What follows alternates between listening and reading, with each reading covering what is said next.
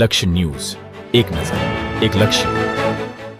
સુરેન્દ્રનગરમાં જૂની પૌરાણિક ગરબી. શહેરના મધ્યમાં આવેલ જૂની પૌરાણિક ગરબી ફક્ત પુરુષો દ્વારા જ ગાવામાં આવે છે. જૂના પૌરાણિક ગરબા કોઈ સાઉન્ડ કે ડેકોરેશનનો ઉપયોગ કરવામાં આવતો નથી. માં આદ્ય શક્તિના પર્વ એવા નવરાત્રી પ્રારંભ થઈ ચૂક્યો છે, ત્યારે સુરેન્દ્રનગર શહેરમાં શેરી ગરબા પણ મોટી સંખ્યામાં ભક્તો અને ખેલૈયાઓની ભીડ ઉમટી પડે છે. ત્યારે સુરેન્દ્રનગર શહેરના વર્ષો જૂની અમુક ગરબીઓ આજે પણ પોતાની ઓળખ અકબંધ રાખી છે અને લોક સંસ્કૃતિને ઉજાગર કરી છે. આવી જ એક ગરબી છે શહેરના પતરાવાડી ચોક વિસ્તારની, કે જ્યાં માત્ર પુરુષો જ ગરબે રમે છે અને અનોખી રીતે નવરાત્રીની ઉજવણી કરે છે. માં આદ્ય શક્તિની આરાધનાનું પર્વ એટલે નવરાત્રી. સુરેન્દ્રનગર શહેરમાં ઘણા વર્ષો બાદ પાર્ટી પ્લોટને મંજૂરી આપવામાં આવી છે, પરંતુ તેમ છતાંય સુરેન્દ્રનગર અને વઢવાણ શહેર સહિત જિલ્લામાં શેરી ગરબાનું મહત્વ વધ્યું છે અને માઈ ભક્તો અને ખેલૈયાઓ મોટી સંખ્યામાં શેરી ગરબામાં ઉમટી પડે છે. સુરેન્દ્રનગર શહેરના પતરાવાડી ચોક વિસ્તારમાં 100 વર્ષ કરતા પણ જૂની એવી બ્રાહ્મણની ગરબી તરીકે ઓળખાતી ગરબી આજે પણ વિશેષ મહત્વ ધરાવે છે.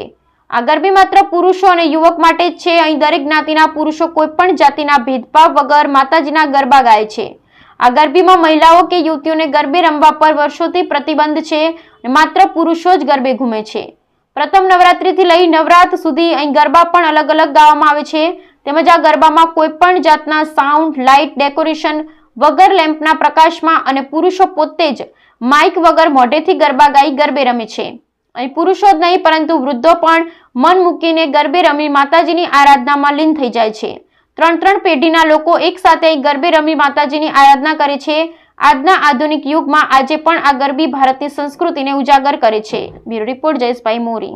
સુનિલ મહેન્દ્રભાઈ પરીખ, મારા પરદાદા કેશવલાલ બાલુભાઈ પરીખ, જે મારા ફાધરના દાદા, એમણે આજથી લગભગ 100 વર્ષ પહેલાં અહીંયા આ ગરબી ચાલુ કરેલી.